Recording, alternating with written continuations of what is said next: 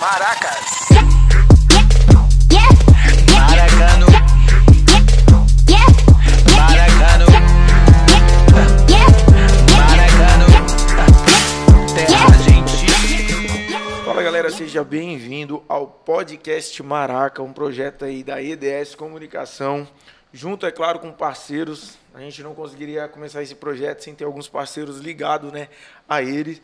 Então, já de início eu quero, né, falar aqui dos meus parceiros, vender aqui um pouco, né, o nosso jabá também, que é a Rede Amigos, uma rede de supermercado aqui do Maracanaú e região que fortalece demais junto com o pessoal. Supermercado Zezé, presente nos bairros do Gereçati 1 e Alto da Mangueira. Supermercado Idália, presente no Jardim Bandeirantes e no Residencial. O Nosso Mercantil, presente ali no bairro da Munguba, Maracanaú.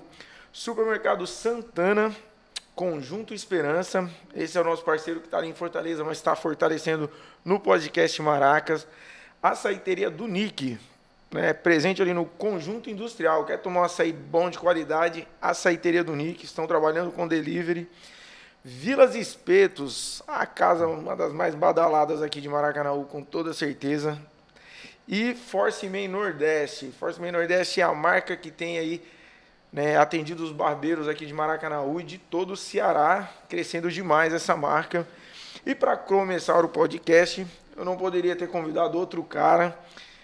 Sou fã, né, desse cara que inicia aqui com a gente. Convidei ele porque ele é um cara que está em todos os grupos sociais que você imaginar no Maracanaú. Já encontrei esse cara em futebol solidário, em live, em pagode. Então, assim, é um cara que acredito sim ser querido por todos, assim como é querido por mim. Está aqui comigo o Wesley Farias de Souza, o Lepe. Desde já, muito grato pelo convite, muito honrado, né, por estar aqui sendo o primeiro a participar do podcast Maraca. E quero agradecer a Deus por essa oportunidade também, porque é um projeto que se inicia e a gente procura fazer da melhor forma possível. E a gente está aqui para fazer um bom trabalho e, se Deus quiser, da forma como você imaginou. Show!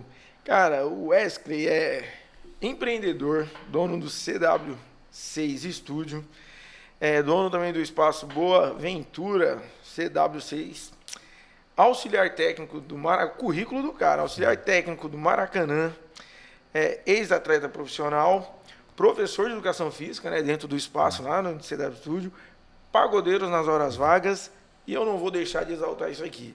O cara é amigo pessoal do Everson Cebolinha, né? Tinha que lembrar disso aí também, né? Tá no currículo. Acho que a amizade a gente tem que valorizar sempre, né? E o Everton é um cara que a gente procura crescer junto, tá conversando sempre que possível, e a gente não pode deixar de falar não somente do Everton, assim como a família, que apesar de onde quer que esteja, mantém a simplicidade representando bem o nosso município. Oh, show de bola. Vamos falar um pouco então, né, da carreira aí, né, da carreira de atleta, né? Como que foi aí esse seu começo até chegar ao profissional aí? Conta pra gente. Foi uma trajetória um pouco corrida e, digamos que ao mesmo tempo, assim como a maioria dos atletas, não muito fácil, né? Então comecei aqui no município, jogando algumas escolinhas, que vou procurar não falar ou citar nomes que a gente acaba esquecendo e acaba que deixando triste ou magoando alguém. Isso não é o nosso objetivo, e sim sempre reconhecer a todos que puderam ajudar. E assim como eu sou grato, se eu me tornei um atleta profissional, eu tenho que agradecer desde onde eu comecei. Então, cada escolinha que eu passei dentro do município, eu sou grato a cada professor, a cada um daqueles que se dedicaram, que a gente sabe que não é fácil manter uma escolinha dentro do município, mas todos com muita dedicação, muita simplicidade, humildade, precisando de ajuda. Sempre procuraram dar o melhor ali pra gente, tanto na parte como ser humano e homem, assim como também na parte do futebol. Então, em um jogo amistoso do time, de uma escolinha aqui do Bandeirante, a gente foi fazer contra o Fortaleza e eu acabei sendo escolhido, eu e mais 2 colegas, para para fazer parte do clube, né? E ali foi o início de um sonho a se realizar. Quantos anos você tinha nessa época? 14 anos. Tinha 14 14 anos e foi ali onde começou a história profissionalmente dentro do futebol, né? Porque dentro do futebol já tinha as escolinhas, mas profissionalmente que a gente começou a ter um acompanhamento, digamos que uma estrutura melhor foi ali, a partir dos 14 anos no Fortaleza. Show. Você comentou aí também do apoio familiar, né? Como que era essa relação aí? O cara que te levava aí, conta um pouco a história sua com seu pai aí, o futebol. Pronto, meus pais foi um dos meus maiores motivadores a viver e procurar dar o melhor dentro do futebol. Eu não tive uma estrutura financeira familiar que pudesse ter a condição de estar ali ou dar uma chuteira legal, mas assim, eles procuraram sempre me dar o melhor. E o que eles me davam era o melhor para mim. Com certeza. E isso sempre eu valorizei. E sou grato a tudo que os meus pais fizeram e se dedicaram por mim. Eu lembro que um primeiro teste que eu perdi, eu não fui porque eles não tinham a passagem, né? Eu acabei e eles acabaram deixando eu dormir um pouco até mais tarde. Para eles não se sentir aquele constrangimento de dizer que não tinha passagem. Eu acordei já chorando porque tinha perdido o jogo. E eles chorando, meu pai chorando junto comigo e a minha mãe se escondeu para chorar. Quer dizer, ficou com aquela ideia de tipo, atrasou, mas Isso. na verdade era a condição que estava apertada. E eles chorando dizendo que ia dar certo, que eu tivesse paciência, que ia ter outra oportunidade. E eu chorando dizia que talvez não tivesse, mas ele disse que eu acreditasse que ia ter. E acabei tendo. Tudo é no tempo de Deus. A gente Certeza, cara. não pode indagar a Deus ou reclamar da vida, seja lá a situação que for. Porque tudo é no tempo dele, é da forma como ele quer. E a oportunidade apareceu e, como eu estava falando, aos 14 anos começou um sonho ser realizado. E esse período aí de você entrar no Fortaleza ali na base, até você ser chamado para o profissional aí, como é que foi essa relação com o clube, com o futebol? O que muda na cabeça de um adolescente, né? Isso. Diante dessa oportunidade. A partir daquele momento que a gente é convidado e digamos que valorizado, né, começa a abrir a mente mais ainda do atleta, de um jogador de futebol. E ali milhões de sonhos começam a aparecer. Uma seleção brasileira, um Flamengo, times assim mas eu estava em um time grande, né, da capital, conhecido nacionalmente, mundialmente. E dali eu poderia começar a realizar sonhos. E iniciando, então desde os meus 14 anos, 15 anos que eu comecei a viver o futebol, eu comecei a buscar exemplos, né, de atletas ali que me dessem algo que eu pudesse me espelhar e que eu pudesse chegar longe dentro do futebol. Quais atletas aí que... A gente pode espelhar na época, já vinha Clodoaldo surgindo, que tinham dentro de campo todo mundo queria ser um Clodoaldo. Clodoaldo esse que a gente conhece muito, eu sou de São Paulo, né, como vilão, né? Ele fez um gol de falta lá no Rogério Ceni. A gente vê muito até hoje. Clodoaldo é um cara que eu tive a oportunidade de trabalhar junto e que me ajudou também, me dando chuteiras, eu ali na base, como eu era um dos atletas que tinha a mesma numeração dele, ou ele me emprestava, me deu chuteira, minha primeira chuteira boa, assim, que eu atuei profissionalmente, foi que o Clodoaldo me deu. Então, assim, tem um laço de amizade também, que é um irmão que eu tenho no futebol, e ele sempre procurou me ajudar da melhor forma. Então, segui minha vida sempre procurando um melhor caminho para que pudesse. Com quantos anos você foi chamado para o profissional? 17 anos. 17. Quando foi até uma situação inusitada, porque eu tinha acabado de ser campeão sub-17 e um empresário queria me levar para Paraná, né? E como eu tinha sido campeão, a gente ia ter uma semana de folga e o empresário conversando comigo e tal, interessado para que eu fosse jogar no Irati, no Paraná. E eu disse que iria. Eu disse que iria, por mais que eu estava ainda na base do Fortaleza. Só que no meio da semana o supervisor da base me ligou e disse que eu tinha que treinar no outro dia junto com o profissional, porque o treinador estava precisando. Digamos que eu ia completar coletivo. E nesse completar, fiz um bom treino e o treinador do profissional disse que tinha se encantado com o meu trabalho e que ia precisar de mim no profissional. E ali eu me emocionei bastante. Meu pensamento era logo chegar em casa e falar para os meus pais, mas também pensando na situação da viagem. E o Paraná tava... Aí eu era feliz e ao mesmo tempo preocupado, mas a gente acaba fazendo o que o coração pede, né? E cheguei em casa, passei para os meus pais toda a situação, que meus pais também sabiam da viagem. E como meu pai é Fortaleza chorão, ele não pensou duas vezes. O coração volou mais forte. Então assim, não só o coração dele bateu mais forte, o meu também, porque era algo que eu prometi a ele que ia jogar no time que ele torcia. E ali a gente estava realizando um sonho junto, eu, meu pai, minha mãe, meus irmãos, e eu sou muito grato a Deus por tudo que o futebol me proporcionou. Seu primeiro jogo, primeiro minuto em campo como profissional, você já entrou como titular ou entrou no meio do jogo? Como que foi pôr o pé num campo como profissional do Fortaleza? Eu lembro que eu fui a alguns jogos. A gente que é da base, sempre a dificuldade é um pouco maior, né? Até porque você vai saindo e é sempre de uma forma que acabe não prejudicando o atleta. E eu lembro que meu primeiro jogo foi no PV, no Presidente Vargas, na Copa do Brasil, né?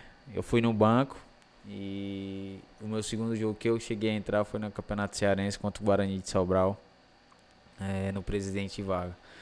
E eu tá ali vendo o estádio lotado, realizando o sonho. Por mais que eu fosse da base, a torcida também conhecia o nosso trabalho.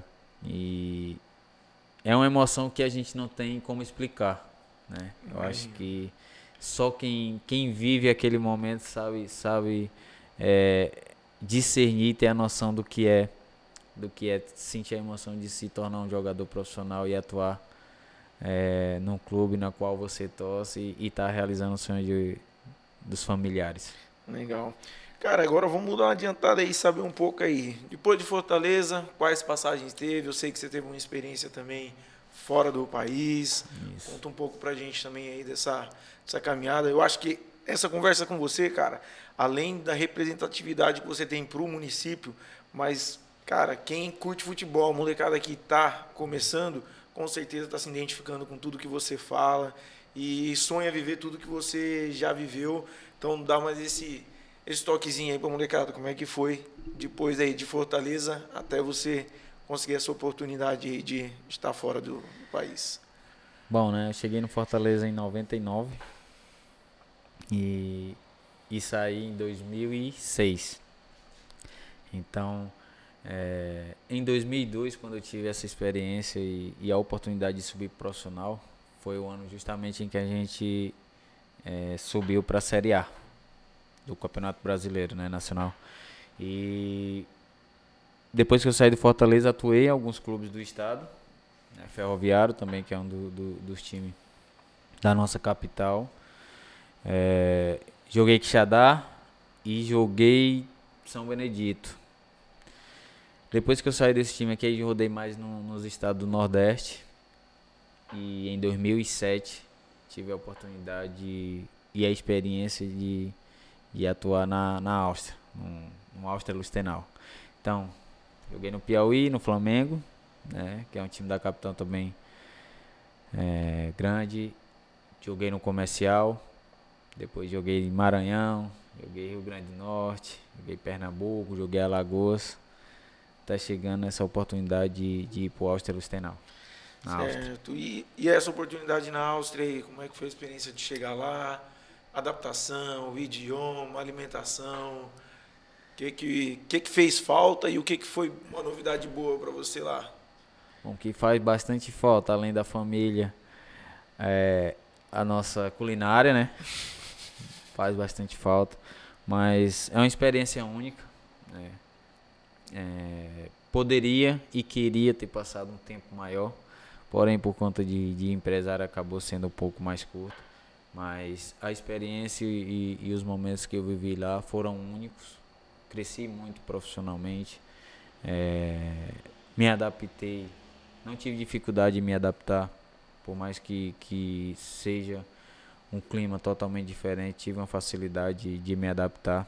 E a minha maior gratidão é ter feito um ciclo de amizade, onde um trabalho no período que eu fiz lá foi reconhecido e isso era o mais importante. Meu objetivo era esse. Queria ter passado mais tempo, mas Deus, como eu falei no início, Deus sabe todas as coisas. Talvez naquele momento não era o momento em que Deus quisesse que eu passasse mais tempo. E mais o tempo que eu passei, eu cresci muito e sou grato a Deus. Bacana.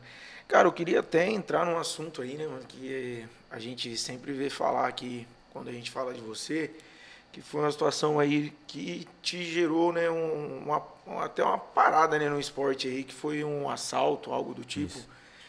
E uma situação delicada que você, como guerreiro que é, mano, conseguiu, né, se sair dela.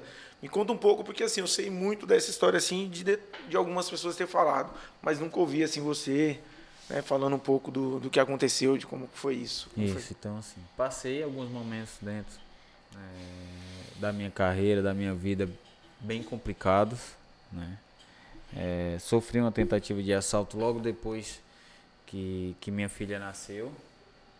Minha filha, ela nasceu e 3 semanas ou um mês que ela estava em casa, chegando junto com ela e a mãe dela em casa.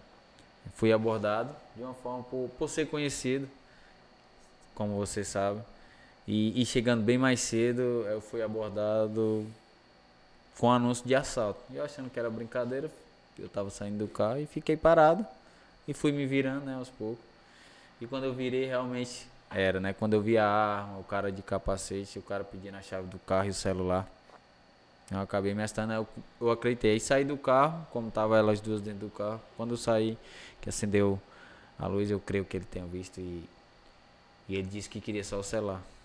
Não sei se um erro meu, fui pegar o celular sem avisar, na hora que eu fui pegar ele já foi atirando. Então, fui alvejado 3 vezes, né? Um na cabeça, um no braço e um na perna. Mas Deus sabe todas as coisas, né? E hoje eu tô tendo a oportunidade de estar falando para você. Muita gente tem a dúvida, se cria até algumas outras situações de pessoas falarem totalmente coisas que não tem nada a ver. Tem fundamento. E acaba com que sendo informações não verdadeiras, mas quem estava lá, que estava eu, a mãe da minha filha, e Deus sabe todas as coisas e viram. E esse acontecimento gerou alguma sequela? Houve um período de tratamento onde você teve que parar com o esporte? Como que foi? Por incrível que pareça, eu não tive sequelas, apenas perdi bastante massa muscular, né? E para o esporte em alto nível, em alto rendimento, se tornava um pouco mais difícil.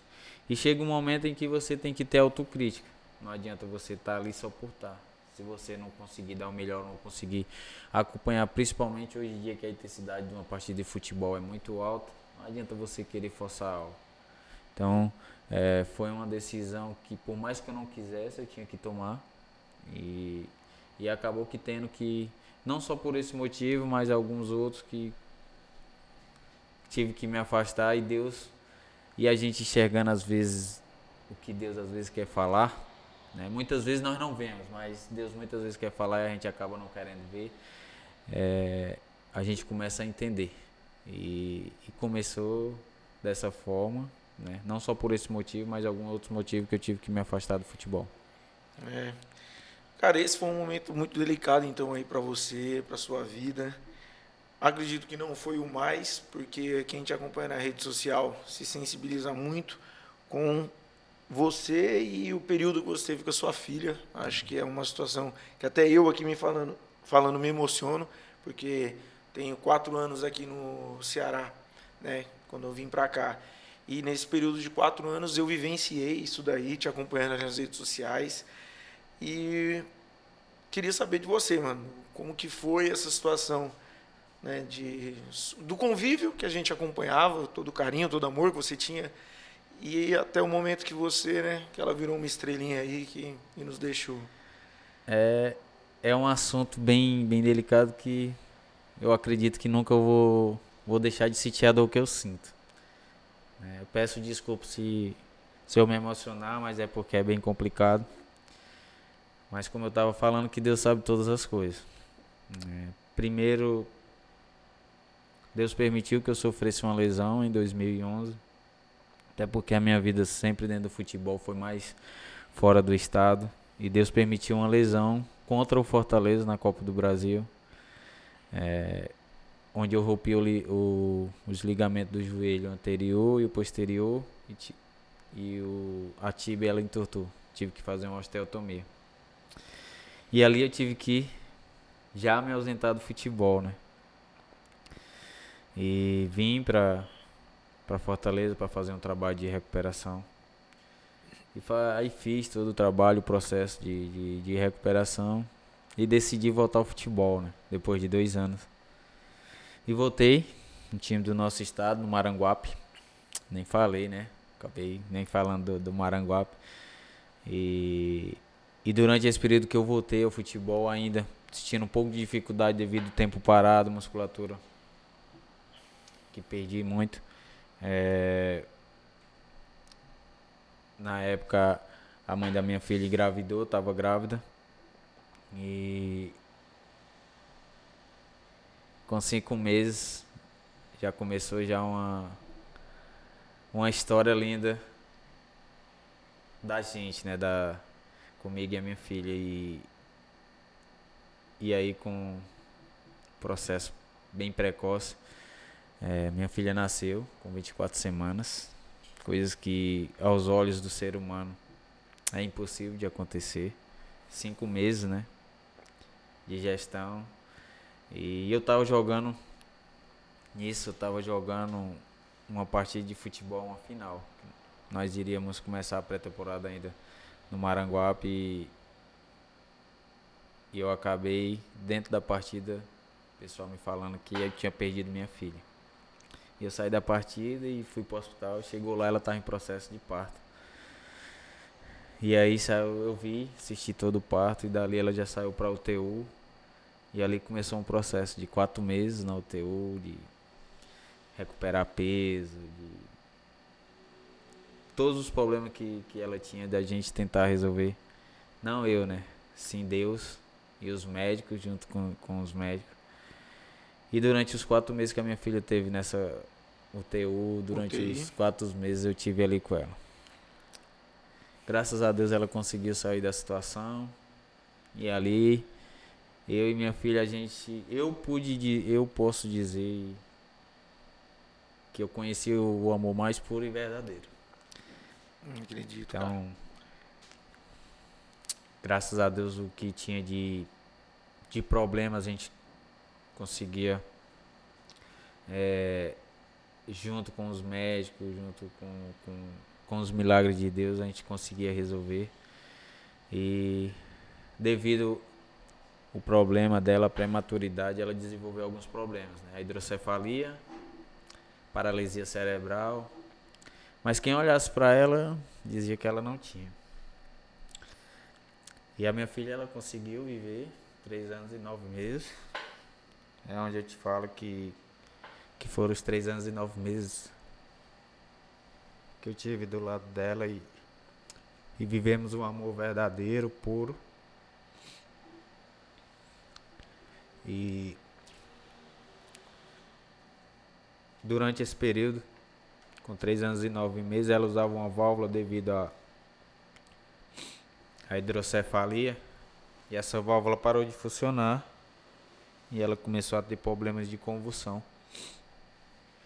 Mas as coisas de Deus a gente, às vezes, no momento não consegue entender. E nos exames de tomografia, a ressonância não acusava que a válvula não estava funcionando. Só dizia que estava tudo bem, que tava normal, e ali começou um processo. Na terceira, tava trabalhando, a terceira convulsão dela, ela tava em casa. E a mãe dela me ligou dizendo que ela tinha convulsionado de novo. Eu saí da escola que eu trabalhava e fui, né, pro hospital que nós temos no município, Ana Lima. E ali eu vi minha filha em convulsão de novo. Ela tornou, pegou no meu rosto. Eu dei um beijo nela e disse que tava com ela.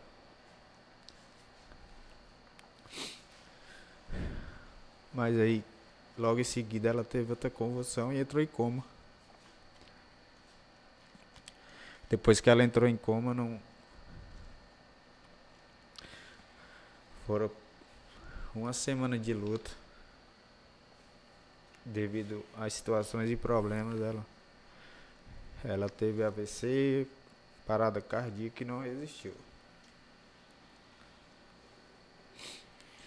E aí foi um dos momentos mais difíceis que até hoje eu sinto. E Sim, cara. E cara, eu acho assim, em tudo, você, através de tudo que você fazia, de tudo que você vivia com ela, você deu uma lição pra gente que acompanhava, cara. Sabe, de pai, de homem forte. Eu acho plausível tudo que você viveu ali, até nesse último jogo que a gente fez aí, né, que você me convidou para estar, né, no final do ano, e você ali também lembrar em tudo que você está fazendo, você está lembrando, mudou o nome do seu estúdio, mudou, né, também estava me explicando por conta dela, então é aplausível, cara, tudo isso, você pode ter certeza que você é um exemplo de pai, um exemplo de ser humano para todos nós, cara, que te acompanha, mano, certo? eu sou grato pelas palavras e eu não podia ter exemplo maior do que o dela.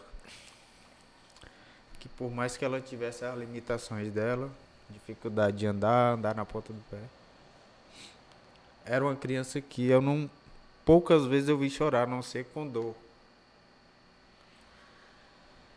Às vezes que ela caía por ter dificuldade de andar na ponta dos pés, ela só levantava e dizia, eu vou continuar, pai. Vou continuar. Então, meu maior exemplo estava dentro da minha casa, estava comigo. Então, se para ela não existia limite, eu não posso me limitar às dificuldades, problemas. Tenho que continuar lutando, por mais que apareça dificuldade, independente do tamanho que seja, eu tenho que seguir e continuar lutando. É isso, cara. Eu acho assim... Fica até difícil agora eu entrar em outros assuntos, porque assim, realmente, acho que isso nos sensibiliza. Vai ter que ter uma segunda vez de LEP aqui. A gente ainda tem que falar do Maracanã, do trabalho que você faz ali, e algumas outras coisas mais aí que você exerce. Mas de pronto, cara, quero te agradecer, mano, sabe? Te agradecer porque, assim, hoje a EDS tá no Maracanaú e eu tenho falado isso pros amigos. O Edson nunca escolheu o Maracanaú. O Maracanaú escolheu a EDS. Quando eu cheguei em Maracanã, em Fortaleza, através do Netinho Mariano, eu conheci o Grupo Meu Jeito, e através do Grupo Meu Jeito eu conheci o Wesley, Espetari, e as coisas foram se abrindo. Então, Maracanaú me escolheu. E assim como eu vejo que você me escolheu para fazer parte aí do seu ciclo de amizade. E eu sou muito grato, mano, pelas portas que você tem aberto para mim aí, através dos contatos, através dessa amizade. Quem me conhece assim como a gente passou a se conhecer e se tornar irmão, meu objetivo sempre é ajudar, jamais prejudicar, jamais. Se eu tiver ou se eu crescer, eu jamais vou crescer sozinho. Jamais vou crescer sozinho. E se eu não tivesse os meus amigos, eu acho que jamais eu estaria aqui, né? Se não fosse com permissão de Deus. Jamais eu suportaria. Eu acredito que eu teria me tornado um homem depressivo. Tivesse aí na bebedeira, que tivesse aí fazendo coisa errada, no mundo errado, que hoje a facilidade é bem maior. Mas graças a Deus, apesar dos momentos em que eu passei, em nenhum momento nunca passou isso na minha cabeça, nunca passou algo que eu pudesse chegar e pôr em dúvida alguém que eu era um homem depressivo. Além de ser grato a Deus por tudo que Ele me proporcionou e me dá força para superar, eu sou grato principalmente aos meus amigos e os meus familiares que tiveram ali em todos os momentos da minha vida sempre junto. Então, quero te dizer que estou muito honrado pelo convite. Peço desculpa às pessoas que estão escutando. A emoção é porque é um assunto bem delicado ainda. Eu acredito que não vai se deixar de ser delicado. É um sentimento que hoje eu vivo com ele, mas eu procuro equilibrar para que eu não venha me prejudicar em nenhum momento. Mas quero dedicar esse momento a Deus, a minha família e a minha filha. Bom, Lepe. Muito obrigado, cara. Muito obrigado mesmo. Desculpa aí alguma coisa. Não, cara. E vai ter a próxima. O próximo assunto vai ser o Maracanã Esporte Clube, no qual eu fui convidado pelo Lepe a estar fazendo parte ali da equipe de marketing. Então, sua próxima vinda aqui vai ser para falar sobre o Maracanã. Pode ser? Vai ser uma honra, mais uma vez. E é um prazer falar de você, assim como você tem um prazer em falar de mim, do meu trabalho, da pessoa que eu sou. E falar do nosso trabalho, né? Fazendo aquilo que a gente ama fazer. E vai ser bom pra gente, vai ser bom para as pessoas conhecerem o trabalho, o novo trabalho que a gente está seguindo. E eu só tenho a agradecer a Deus por isso. Beleza. Galera, fica conectado nas redes sociais da IDS. O podcast Maracas vai estar no YouTube. E a gente sempre vai estar colocando alguma coisa aqui no Instagram, algumas dicas e tal. Mas acompanhe o trabalho completo no YouTube da EDS Comunicação. Só editar lá, podcast Maracas. Podcast Maracas.